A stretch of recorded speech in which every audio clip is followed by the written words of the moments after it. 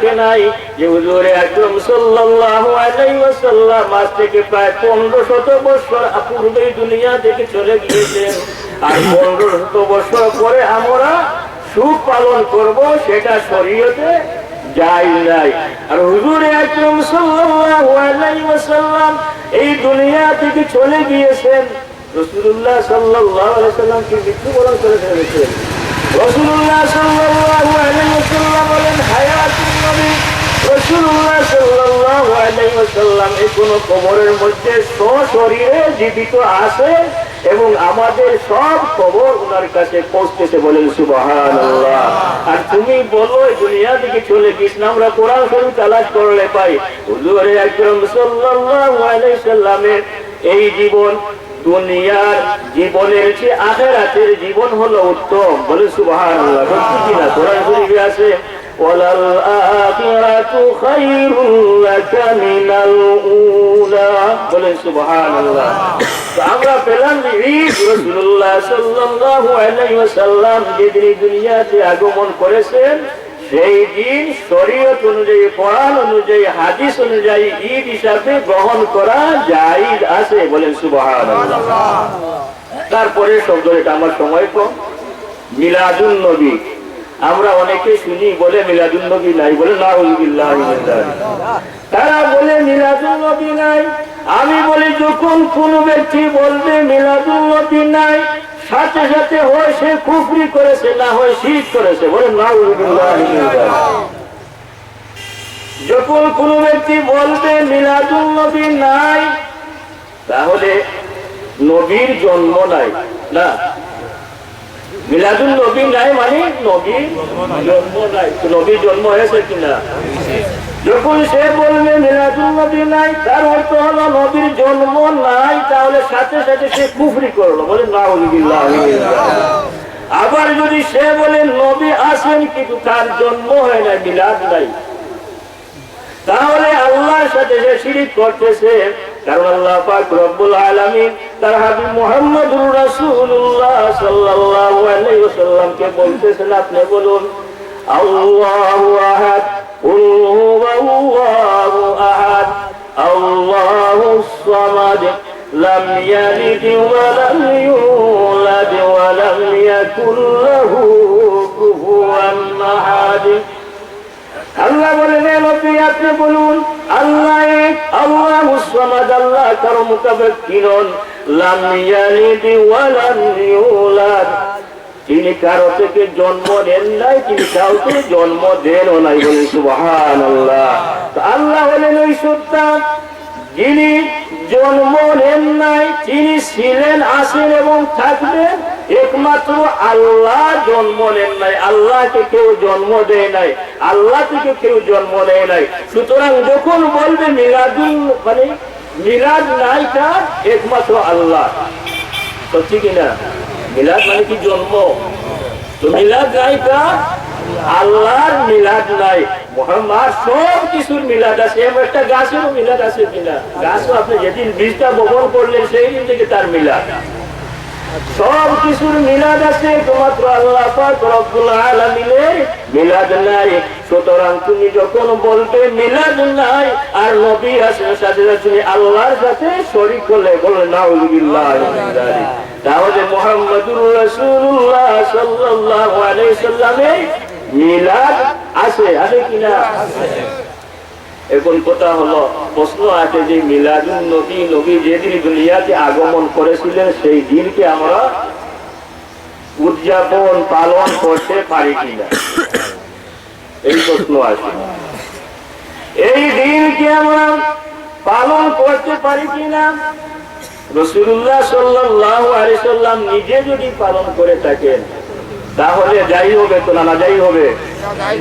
রাসূলুল্লাহ সাল্লাল্লাহু আলাইহি সাল্লাম নিজে তার জন্মের দিনকে পালন করেছেন, বলেন সুবহানাল্লাহ। সাহাবায়ে কেরাম হুজুর আকরাম সাল্লাল্লাহু আলাইহি ওয়াসাল্লামকে জিজ্ঞাসা করেন, রাসূলুল্লাহ সাল্লাল্লাহু আলাইহি ওয়াসাল্লাম সপ্তাহের প্রতি সোমবারে রোজা রাখতেন কিনা?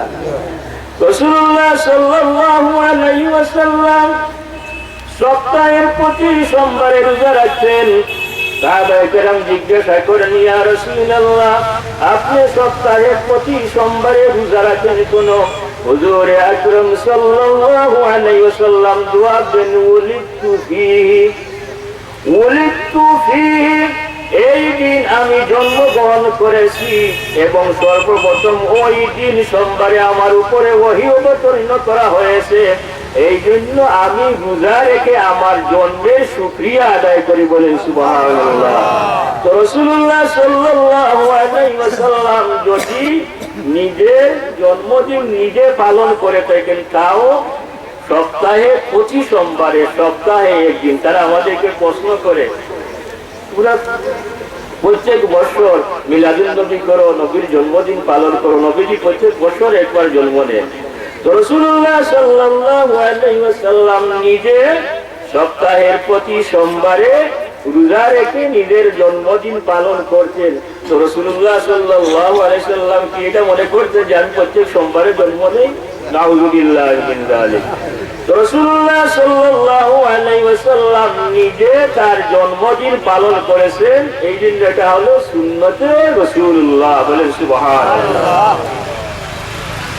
এখন আসি যে রাসূলুল্লাহ সাল্লাল্লাহু আলাইহি ওয়াসাল্লাম এই দুনিয়াতে যেদিন আগমন করলেন, ওই দিনের মর্যাদা কত?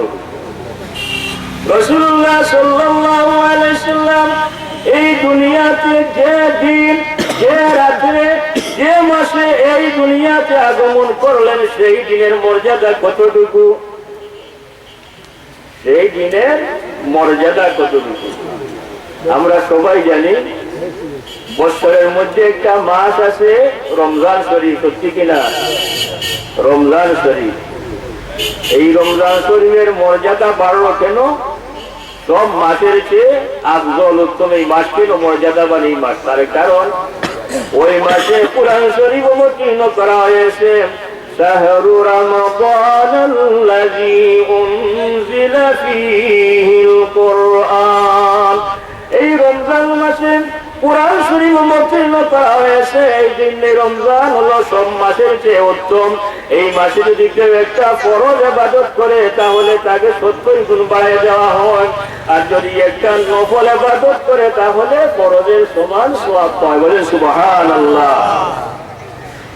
একটা ফরজ আদায় করলে 70টা ফরজের সমান হয়ে যায়, আর একটা নফল আদায় করলে ফরজের সমান হয়ে যায়। তার কারণ কি? যে এই মাসে কোরআন শরীফ নাজিল করা হয়েছে। এবং এই রমজান শরীফের মধ্যে একটা রাত আছে, যে রাতটা হলো 1000 মাসের চেয়েও উত্তম। বলেন সুবহানাল্লাহ। ইন্না আনজালনাহু ফি লাইলাতিল কদর ওয়া মা আদরাকা মা লাইলাতুল কদর লাইলাতুল কদরি খায়রুম মিন আলফি শাহর ইন্না আনজালনাহু ফি লাইলাতিল কদর। আল্লাহ বলেন, আমি কদরের রাত্রিতে কোরআন শরীফ অবতীর্ণ করেছি। ওয়া মা আদরাকা মা লাইলাতুল কদর। আল্লাহ পাক রব্বুল আলামিন হুজুর আকরাম সাল্লাল্লাহু আলাইহি ওয়াসাল্লাম কে জিজ্ঞাসা করেন, হে নবী, আপনি জানেন কি কদর কি? লাইলাতুল কদর কি? আল্লাহ পাক জবাব দেন, লাইলাতুল কদরি খায়রুম মিন আলফি শাহর। লাইলাতুল কদরের রাত্রি হলো 1000 মাসের চেয়ে উত্তম। বলেন সুবহানাল্লাহ। কদরের রাত্রি, যেটা সবে কদরের রাত আমরা বলে থাকি, ওই রাতটা হলো 1000 মাসের চেয়ে উত্তম, কারণ ওই রাত্রিতে কোরআন শরীফ অবতীর্ণ হয়েছে। বলেন সুবহানাল্লাহ। এই কোরআন শরীফ তার উপরে অবতীর্ণ হয়েছে, তার উপরে নাযিল করা হয়েছে মুহাম্মদুর রাসূলুল্লাহ সাল্লাল্লাহু আলাইহি ওয়াসাল্লামকে কোরআন শরীফ দান করা হয়েছে। মুহাম্মদুর রাসূলুল্লাহ সাল্লাল্লাহু আলাইহি ওয়াসাল্লামের মুজিজা হলো কোরআন শরীফ। রাসূলুল্লাহ সাল্লাল্লাহু আলাইহি ওয়াসাল্লামের মুজিজা হলো কি? কোরআন শরীফ। আল্লাহ পাক রব্বুল আলামিন হুজুর আকরাম সাল্লাল্লাহু আলাইহি ওয়াসাল্লামকে অনেক মুজিজা দান করেছেন। রাসূলুল্লাহ সাল্লাল্লাহু আলাইহি ওয়াসাল্লামের সমস্ত শরীর মুবারক ছিল মুজিজা। বলেন সুবহানাল্লাহ। আল্লাহ পাক রব্বুল আলামিন রাসূলুল্লাহ সাল্লাল্লাহু আলাইহি ওয়াসাল্লামকে যত মুজিজা দান করেছেন তার মধ্যে সর্বশ্রেষ্ঠ মুজিজা হলো কোরআন শরীফ। তো কোরআন শরীফের মর্যাদা বেশি না রাসূলুল্লাহ সাল্লাল্লাহু আলাইহি ওয়াসাল্লামের মর্যাদা বেশি? রাসূলুল্লাহ সাল্লাল্লাহু আলাইহি ওয়াসাল্লামের মর্যাদা বেশি। কারণ মুজিজা যাকে দান করা হয়, মুজিজার মর্যাদা বেশি না যাকে মুজিজা দান করা হয় তার মর্যাদা বেশি? যাকে মুজিজা দান করা হয় তার মর্যাদা বেশি। আমরা যদি কোরআন শরীফ তালাশ করি তাহলে দেখি আল্লাহ পাক রব্বুল আলামিন মুসা আলাইহিস সালাতু ওয়াস সালামকে 9টা মুজিজা দান করেছিলেন। তার মধ্যে একটা ছিল লাঠি। মুসা আলাইহিস সালাতু ওয়াস সালাম ওই লাঠি দিয়ে পানিতে আঘাত করলে, নদীতে আঘাত করলে রাস্তা হয়ে যেত। পাথরের উপরে আঘাত করলে রাস্তা হয়ে যেত। পাথরের উপরে আঘাত করলে পানি বের হয়ে আসতো। وَإِذِ اسْتَسْقَىٰ مُوسَىٰ لِقَوْمِهِ فَقُلْنَا اضْرِب بِّعَصَاكَ الْحَجَرَ فَانفَجَرَتْ مِنْهُ اثْنَتَا عَشْرَةَ عَيْنًا। মুসা আলাইহিস সালাতু ওয়াস সালামের কওমের লোকেরা তার কাছে পানি চাইল। মুসা আলাইহিস সালাতু ওয়াস সালাম লাঠি দিয়ে পাথরের মধ্যে আঘাত করলেন, 12টা নজর জারি হয়ে গেল। বলেন সুবহানাল্লাহ।